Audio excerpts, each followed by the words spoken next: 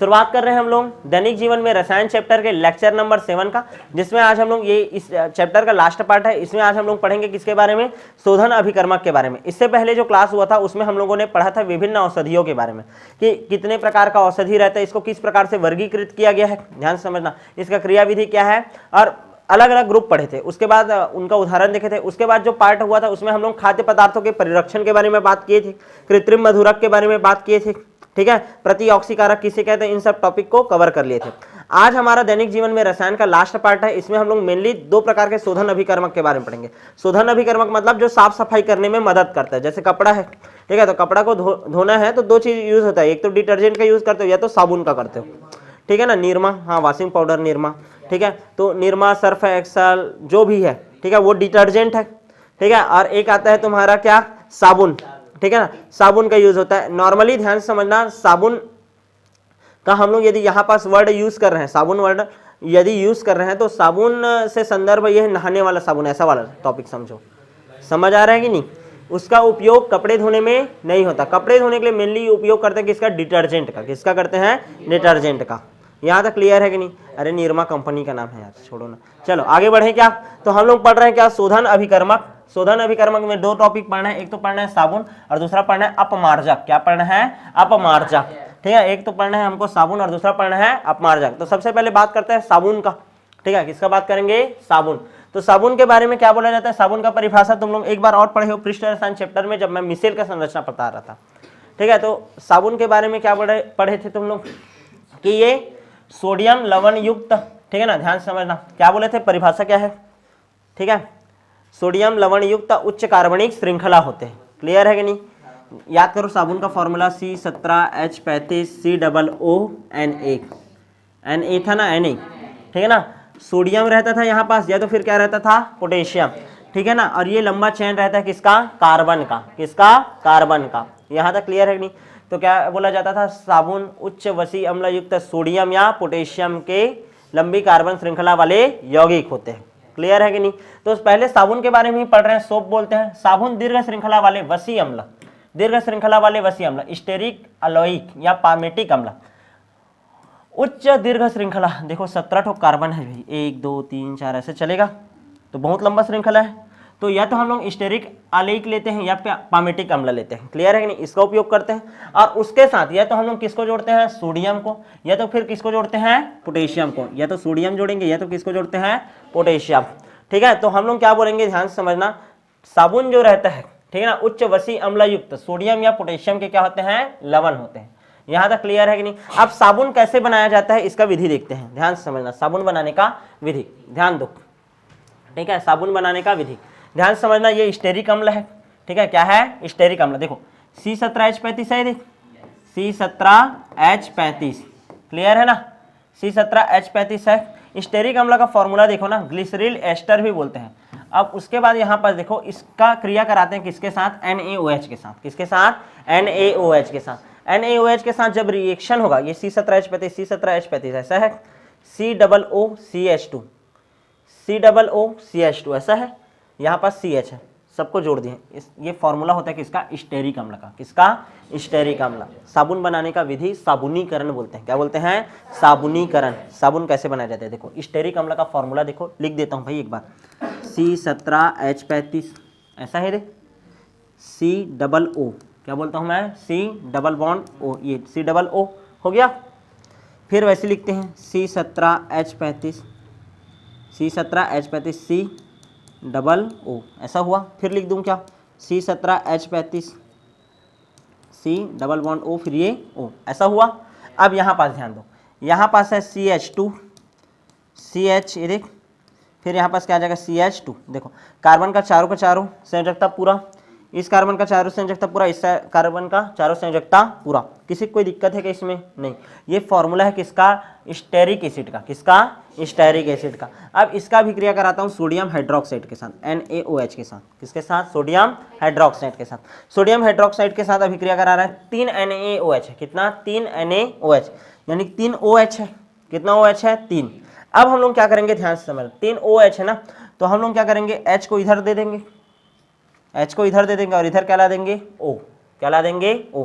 तो C17H35 COO, COO, और ये क्या हो गया CH2OH अलग, यहाँ पास भी वैसी होगा क्या, यहाँ O और ये H, यहाँ O दे देंगे और इधर H, तो ये इतना अलग कंपाउंड बना, क्या बनना है कंपाउंड बताओ तो, CH2OH, CHOH, CH2OH, ये बना एक कंपाउंड, ये बन गया।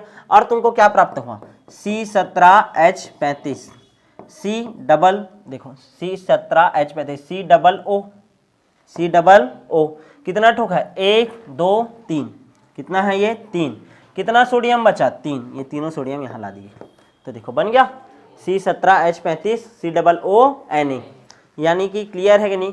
जब हम लोग लॉरिक एसिड या स्टेरिक एसिड पर जब NaOH का क्रिया कराते हैं, ध्यान दो स्टेरिक एसिड का फॉर्मूला क्या होता है C17H35 COOCH2, C17H35 COOCH, C17H35 COOCH2, ऐसा है CH2CH2CH है, बस याद कर लेना, अरे सेम टू सेम है ना। NOH का अभिक्रिया कराओगे OH यहाँ का भाग लेगा, O इधर और H इधर, तो CH2OH CHOH CH2OH, 3 ठोक लिया हूँ तो अलग हो गया ये, और ये हमारा क्या बन गया साबुन। ये जो पूरा प्रक्रिया है इसको हम लोग बोलते हैं क्या साबुनीकरण, क्या बोलते हैं साबुनीकरण। ये जो हमको प्राप्त हो इसको क्या बोलते हैं ग्लिसरॉल, क्या बोलते हैं ग्लिसरॉल। किसी को कोई दिक्कत है क्या, नहीं है ना। तो साबुन का निर्माण क्लियर है कि नहीं। अब ध्यान समझना क्या बोल रहा है, वही चीज को बोल रहा है ना कि जब वसी अम्ल के ग्लिसरल एस्टर से सोडियम हाइड्रोक्साइड के जलीय विलयन के साथ क्रिया कराया जाता है, मतलब स्टेरिक एसिड अभी लिए थे, मैं स्टेरिक अम्ल लिए थे ना, स्टेरिक अम्ल का किसके साथ अभिक्रिया हुआ था NaOH के साथ, तो हमको क्या प्राप्त हो जाता है साबुन, क्या प्राप्त होता है साबुन। और इस प्रक्रिया को क्या बोलते हैं साबुनीकरण, क्या बोलते हैं साबुनीकरण, सैपोनिफिकेशन या सोपोनिफिकेशन ऐसा बोलते हैं, क्लियर है ना, नहीं याद रखना है साबुनीकरण, क्लियर है। सामान्यतः सोडियम साबुन की तुलना में पोटेशियम साबुन त्वचा के लिए ज्यादा कोमल होते हैं। मतलब जब तुम लोग C17H35 COONA ये साबुन लिखते हो, एक लिखते हो C17H35 COOK, तो कौन सा साबुन ज्यादा बेटर है हमारे त्वचा के लिए, कभी भी पूछेगा तो क्या बोलोगे पोटेशियम वाला। कौन सा वाला, पोटेशियम वाला, क्लियर है कि नहीं। ये ज्यादा हमारे स्किन के लिए फायदेमंद होता है, यहाँ तक क्लियर है। तो साबुन किसे कहते हैं, साबुन उच्च वसी अम्ल युक्त सोडियम या कार्बन के क्या होते हैं, सोडियम या पोटेशियम के वसी अम्ल युक्त लवण होते हैं, क्या होते हैं लवण होते हैं। यहाँ तक क्लियर है कि नहीं। आगे बढ़ जाऊं क्या मैं, साबुनीकरण का प्रक्रिया हो गया। साबुन कितने प्रकार का हो सकता है, अलग अलग प्रकार का हो सकता है। प्रसाधन साबुन नहाते धोते हो वही वाला, पारदर्शी साबुन कौन सा साबुन है, अरे वो आता है ना पियर्स साबुन, पियर्स साबुन अच्छा से आता है। दाढ़ी बनाने वाला साबुन कौन जानेगा, दाढ़ी बनाने वाला सत्यम जानेगा, ठीक है। उसके बाद साबुन का छीलन, वो पेपर सोप, क्या आ गया पेपर सोप। पानी में तैरने वाला साबुन औषधि साबुन मेडिमिक्स, ठीक है, लाइफ बॉय, डेटॉल, ठीक है ना। धुलाई के साबुन, ठीक है, धुलाई के लिए जो होता है ना विम्बर, ये तो था रिम, हाँ ठीक है, दानेदार साबुन, सब देख लेना। अलग अलग प्रकार का क्या आता है साबुन आ सकता है, लिख सकते हो अपने हिसाब से तुम लोग, ठीक है। अच्छा ये हो गया पूरा कहानी किसका, साबुन का। अब बात करते हैं किसका, अपमार्जक, डिटर्जेंट का। किसका, डिटर्जेंट का। ऐसे संश्लेषित उत्पाद जो साबुन की तरह ही होते हैं, किसी सतह विशेष से धूल कण तथा चिकनाई आदि को हटा देते हैं, ठीक है, धूल को हटाएगा और चिकनाई को हटाएगा, उसे हम लोग क्या बोलते हैं अपमार्जक। अपमार्जक साबुन नहीं होते, लेकिन इसमें साबुन के सभी गुण मौजूद होते हैं। जैसे साबुन झाग देता है वैसे ये भी झाग देता है, क्लियर है। जैसे साबुन साफ सफाई करता है ये भी साफ सफाई ही करता है, क्लियर है कि नहीं। इस कारण इसे साबुन रहित साबुन बोलते हैं। क्या बोलते हैं, साबुन रहित साबुन। साबुन नहीं है ये, लेकिन साबुन जैसा गुण दिखाता है, तो क्या बोलते हैं इसको, सोपलेस सोप। क्या बोलते हैं, सोपलेस सोप, क्लियर है सोपलेस सोप, क्लियर है कि नहीं। साबुन रहित साबुन, ठीक है, डिटर्जेंट को बोलते हैं। अब ये जो डिटर्जेंट रहता है इसका परिभाषा देखो, दीर्घ श्रृंखला वाले हाइड्रोकार्बन के सल्फ्यूरिक या सल्फोनिक अम्ल के सोडियम लवण होते हैं, ठीक है। जैसे उसमें क्या चलता था, स्टेरिक एसिड होता था, उसका सोडियम हाइड्रोक्साइड के साथ क्रिया कराते थे और प्राप्त हो जाता था, ठीक है। अब यहाँ पास क्या बोल रहा है, लोरिल एल्कोहल लेंगे। कौन सा एल्कोहल, लोरिल, लोरी सुना ना, एल्कोहल पी करके, ठीक है, लोरिल एल्कोहल ऐसे याद रखना, लोरिल एल्कोहल। फार्मूला कैसे होता है, CH3 CH2, कितना ठोक है CH2, ऐसा 10 ठोक है, मतलब 8 ठोक ये और 10 और 1 11, कितना कार्बन हो गया 11, और ये CH2 कितना हो गया 12। लोरिल एल्कोहल कितना कार्बन का होता है 12 OH, क्लियर है। लोरिल एल्कोहल 12 ठोक रहता है उसको बोलते हैं। इसका जब अभिक्रिया होता है किसके साथ, H2SO4 के साथ, किसके साथ, H2SO4 के साथ। H2SO4 के साथ रिएक्शन करा करके देखो, H2SO4 का स्ट्रक्चर यहाँ पास का H और यहाँ पास का OH निकल गया। निकलने के बाद यहाँ पास SO3 बचा है ना, देखो H2SO4 के साथ अभिक्रिया कराऊंगा, H2SO4 टूटेगा किसमें, ध्यान देना ना, H2SO4 है ना, इसको तोड़ो HSO4, ऐसे करके तोड़ सकता हूँ मैं, H2 रे SO4, तो ये H और ये OH निकल गया। तो यहाँ पास क्या जुड़ेगा, HSO4, क्या जुड़ेगा, HSO4, ठीक है ना, क्या जुड़ेगा, अरे सुनो ना, समझो, HSO4, यहाँ तक क्लियर है कि नहीं। अब CH3 CH2 10, ये देख CH3 CH2 10, फिर ये CH2 का CH2, अब देखो 4 है बोला हूँ ना मैं, HSO4 है, तो इसका एक ऑक्सीजन को इधर लिख दिया, OH कर दिया, फिर और ये SO3, ठीक है ना, तो ये देख, ठीक है, यहाँ पास देखो O है, SO3 और ये H, वैसे तो है ना, ये H है, O है, SO3 है, H है, ये O है, SO3, क्लियर है। फिर अब इसमें हम लोग क्रिया कराएंगे किसका, NaOH का, किसका, NaOH का। अब जब NaOH का अभिक्रिया कराओगे, ठीक है ना, NaOH का, तो क्या होगा, ध्यान से समझना, यहाँ पास का OH, यहाँ पास के SO3, तो ध्यान देना ना, ठीक है, देखो CH3 CH2 10 CH2, ठीक है, क्या बचा, यहाँ पास O है, ठीक है, SO3 है, O है, SO3 है, हाँ, तो ये OH यहाँ पास से निकल जाएगा H2O, क्या निकल जाएगा, H2O, क्लियर है कि नहीं। अब ध्यान दो, इसका फॉर्मूला देखो, सोडियम लोरिल सल्फेट, क्या बोलेंगे, सोडियम लोरिल सल्फेट, क्लियर है ना। तो यहाँ पास सल्फ्यूरिक एसिड भी आया है, ठीक है, तो पहले तो लोरिक एल्कोहल है, फिर उसमें H2SO4 के कारण सल्फेट जुड़ा, और उसके बाद फिर उसमें क्या जुड़े, सोडियम हाइड्रोक्साइड, तो सोडियम भी जुड़ गया, समझ आ रहा है कि नहीं। तो फॉर्मूला कैसे बन गया, ध्यान देना, सोडियम लोरिल सल्फेट, क्या बोले, सोडियम लोरिल सल्फेट। अब ध्यान से समझने का कोशिश करना, ये जो सोडियम लोरिल सल्फेट होता है, ठीक है ना, इसमें ये वाला जो भाग है, इतना भाग क्लियर है, माइनस चार्ज वाला, SO3 में माइनस चार्ज है और Na में कौन सा चार्ज रहता है, प्लस चार्ज, तो ये वाला जो भाग रहता है यही अपमार्जक की तरह काम करता है, और चूंकि ऋण आयन काम कर रहा है तो इसको हम लोग बोलेंगे ऋण आयनिक अपमार्जक, क्या बोलेंगे, ऋण आयनिक अपमार्जक। अपमार्जक जो रहता है मेनली 3 टाइप का रहता है, एक ऋण आयनिक होता है, एक धन आयनिक होता है और एक उदासीन होता है, या अनआयनिक बोल देते हैं उसको, ठीक है ना। तो पहला जो एग्जाम्पल तुमको समझाने का कोशिश किया हूँ, लोरिक एल्कोहल का अभिक्रिया H2SO4 के साथ, किसके साथ, H2SO4 के साथ, फिर अभिक्रिया किसके साथ, NaOH के साथ। H2SO4 के साथ जब अभिक्रिया कराऊंगा तो पानी निकाला, इसके साथ अभिक्रिया हुआ तो पानी ही निकाला, क्लियर है, दोनों अभिक्रिया में सिर्फ पानी ही निकला है, यहाँ तक क्लियर है। और हमको प्राप्त हो जाता है सोडियम लोरिल सल्फेट, क्या प्राप्त हो जाता है, सोडियम लोरिल सल्फेट। इसमें ये जो माइनस वाला जो पार्ट है ऋण आयनिक अपमार्जक है, क्या है, ऋण आयनिक अपमार्जक, यही क्रिया करेगा किसके साथ, आपका जितना भी मैल है उसके साथ, क्लियर है कि नहीं। और मैल या गंदगी को क्या कर देता है, बाहर कर देता है। पढ़े हो पायसीकरण की क्रियाविधि या साबुन की प्रक्षालन क्रियाविधि, मिश्र संरचना वाला टॉपिक, क्लियर है ना, तो उसमें समझ आ गया होगा। आगे बढ़ जाए क्या, अब दूसरा देखते हैं, ये ऋण आयनिक अपमार्जक हो गया ना, ठीक है। लोरिल एल्कोहल वाला बताया ना अभी, lauryl alcohol, lauryl hydrogen sulphate, sodium lauryl sulphate, इसी का एग्जाम्पल पढ़े, सोडियम लोरिल सल्फेट, क्लियर ना, अभी बनाए थे डायग्राम, वो किसका था, सोडियम लोरिल सल्फेट। इसमें ऋण आयनिक भाग का जो लंबा श्रृंखला रहता है, ठीक है, वही क्या करता है, आपका अपमार्जक की भांति कार्य करता है, क्लियर है ना। देखो ऋण आयनिक अपमार्जकों में अणु का ऋण आयनिक भाग शोधन क्रिया के लिए उत्तरदायी होता है। इस प्रकार के अपमार्जक का उपयोग हम लोग घरेलू कार्य के लिए करते हैं, और टूथपेस्ट में भी इसका उपयोग होता है, किसमें, टूथपेस्ट में। यहाँ तक क्लियर है। एग्जाम्पल याद रखना, जो पहला वाला बताया हूँ वो कौन सा है, ऋण आयनिक है, क्या है, ऋण आयनिक, मतलब कॉमन एग्जाम्पल दे सकते हो उसको, समझ आया कि नहीं। दूसरा अब हम लोग बात करते हैं किसका, आपका धन आयनिक अपमार्जक का, किसका, धन आयनिक अपमार्जक। इसमें कौन सा वाला भाग पार्टिसिपेट करेगा, धन आयन वाला भाग, कौन सा वाला भाग, धन आयन भाग। शोधन क्रिया के लिए कौन सा जिम्मेदार होता है, धन आयनिक वाला भाग। सीधा डायग्राम देखो कैसा है, देखो ठीक है, ये CH3 CH2 15 है ना, ये देख 15 और 1 16, 16 और 1 17 है। अच्छा इसके साथ कितना, ध्यान समझने का कोशिश करो, या ऐसे याद रखो, 15 है ये और ये 16 है, कितना है, 16। उसके बाद नाइट्रोजन के साथ कितना CH3 लगा है, 1 2 3, नामकरण करते हैं ना, सिटिल बोलते हैं इतने को, 15 और 1 16, सिटिल बोले।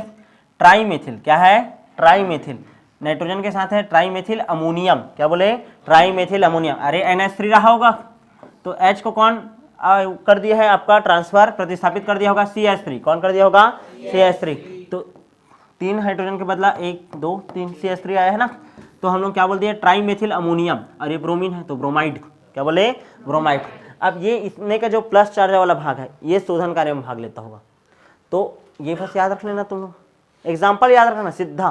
परिभाषा पहले अपमार्जक लिखना। इसको सोपलेस क्या बोलते हैं हम लोग? सोप बोलते हैं, ठीक है। साबुन की तरह ही होता है, लेकिन ये साबुन से ज़्यादा अच्छा बेटर काम करता है। इसके बारे में बात करेंगे, क्लियर है ना। उसके बाद हम लोग क्या बोलेंगे? 3 प्रकार का होता है। पहला ऋणायनिक वाला लिखना, लोरिल सल्फेट, सोडियम लोरिल सल्फेट वाला उदाहरण लिखना। फिर दूसरा इसका एग्जाम्पल लिखना, क्या बोलते हैं इसको? सिटिल, 15 और 1 16, सिटिल ट्राईमेथिल अमोनियम ब्रोमाइड। सीधा याद रखना, हो गया। परिभाषा देना, हो गया। तीसरा अनायनिक, या उसी को हम लोग क्या बोलते हैं? उदासीन। क्या बोलते हैं? उदासीन अपमार्जक। क्लियर है ना। इस प्रकार के अपमार्जक मुख्यतः पॉलीहाइड्रोक्सी एल्कोहल के एस्टर होते हैं, प्रमुख रूप से द्रव अवस्था में होता है। मतलब तुम लोग देखना, कई ठोक जो साफ करने का अब आता है ना डिटर्जेंट, वो लिक्विड फॉर्म में होता है। कौन से फॉर्म में होता है? लिक्विड, ठीक है। लिक्विड को डाल दो, वो झाग देता है। क्लियर है कि नहीं? समझ आ रहा है? हाँ, 1 चम्मच ले लो भी वो अरे ठीक है। बर्तन धोने का उपयोग, वही तो बोल रहा हूँ, ये थे बर्तन धोने का उपयोग जी, ठीक है। बर्तन धोने के उपयोग में आने वाले द्रव अपमार्जक अनायनिक प्रकार के होते हैं, ठीक है ना। अनायनिक का उदाहरण देखो, ये वाला देखो, ये जल विरोधी सिरा है और ये जल रागी सिरा है। क्लियर है ना। मतलब ये हाइड्रोफोबिक और ये हाइड्रोफिलिक। कैसा है? हाइड्रोफिलिक। ये शोधन अभिकर्मक है किस प्रकार का? अनायनिक, या इसी को हम लोग क्या बोलते हैं? उदासीन। क्या बोलते हैं? उदासीन। यहाँ तक क्लियर है कि नहीं? समझ आया? तो टोटल कितने प्रकार का अपमार्जक होता है? 3 प्रकार का। कितने प्रकार का? 3। तीनों का प्रकार लिखना, तीनों का एग्जाम्पल याद होना चाहिए, अच्छे से कर लेना। क्लियर है। सबसे ज्यादा मोस्ट टाइम पे क्वेश्चन आता है, साबुन व अपमार्जक में अंतर क्या है? साबुन व अपमार्जक में अंतर क्या है? ठीक है। कुछ याद ना रहा तो इस टॉपिक से याद रखना है, साबुन व अपमार्जक में अंतर। तो साबुन के बारे में क्या बोलना? साबुन जो रहता है दुर्बल अम्ल और प्रबल क्षार के लवण से मिलकर के बना रहता है। एक होता है दुर्बल अम्ल और एक होता है प्रबल क्षार। लेकिन जो अपमार्जक रहता है प्रबल अम्ल और प्रबल क्षार दोनों से मिलकर के बना रहता है। क्लियर ना। दोनों के दोनों प्रबल, इसमें एक प्रबल और एक दुर्बल, ठीक है। अच्छा, साबुन का जो जलीय विलयन होता है वो क्षारीय होता है और अपमार्जक का जलीय विलयन कैसा होता है? उदासीन होता है। कैसा होता है? उदासीन। क्लियर है। अच्छा, ऊनी तथा रेशमी वस्त्र जिसमें कोमल रेशे उपस्थित होते हैं, जैसे तुम्हारा स्वेटर है, ठीक है ना, तो इसको साबुन से धोते हो क्या? नहीं, इसको हम लोग किससे धोते हैं? अपमार्जक से। मतलब ध्यान समझना, अपमार्जक से जितने भी प्रकार का रेशेदार कपड़ा रहता है उसको धोया जा सकता है। क्लियर है। लेकिन साबुन स्पेसिफिक होता है, साबुन से हर प्रकार के कपड़े को धोया नहीं जा सकता, ठीक है। अच्छा, साबुन कठोर जल में कार्य नहीं कर सकता, ठीक है। कठोर जल जिसमें कैल्शियम या मैग्नीशियम, ठीक है ना, के सल्फेट हो सकते हैं, क्लोराइड हो सकते हैं, बाइकार्बोनेट हो सकते हैं, उसको हम लोग क्या बोलते हैं? कठोर जल। क्या बोलते हैं? कठोर जल। तो कठोर जल में साबुन काम नहीं करेगा, झाग नहीं देता है वो कठोर जल में। लेकिन जो अपमार्जक होता है वो कैल्शियम और मैग्नीशियम आयन के साथ अभिक्रिया करता है, और ध्यान देना, ध्यान दो, ठीक है। लेकिन जो हमारा अपमार्जक होता है वो कठोर जल में भी क्रिया कर सकता है। असल में देखो, कठोर जल में जो साबुन का यदि तुम लोग उपयोग करोगे ना, तो वो क्या करेगा? कैल्शियम और मैग्नीशियम के साथ साबुन ना क्रिया कर लेगा और क्या बना देगा? प्रेसिपिटेट, अवक्षेप, और तुम्हारे कपड़े से ही चिपक जाएगा, गंदगी हटेगा क्या? नहीं। लेकिन हाँ, अपमार्जक रहता है वो तुम्हारा नॉर्मल जो रहता है जल, ठीक है ना, उसके साथ भी क्रिया कर सकता है। कोई भी प्रकार का जल रहे, चाहे कठोर रहे चाहे मृदु रहे, ठीक है, हर प्रकार के जल में क्या कर सकते हैं? क्रिया कर सकते हैं। कम से कम कितना अंतर याद होना चाहिए? 4। कितना? 4, क्योंकि 3 नंबर का क्वेश्चन आएगा तो कम से कम एक अंतर एक्स्ट्रा हमेशा होना चाहिए। उदाहरण सोप का लिख देना और एक साइड उदाहरण लिख देना किसका? आपका अपमार्जक का, ठीक है। तो इस तरीके से आपका अंतर बन जाएगा। तो इस तरीके से हम लोगों ने दैनिक जीवन में रसायन चैप्टर का पूरा वीडियो क्या कर लिया? कंप्लीट। पूरा चैप्टर क्या हो गया? कंप्लीट। अब जो नेक्स्ट क्लास होगा उसमें मिलेंगे नेक्स्ट चैप्टर के साथ।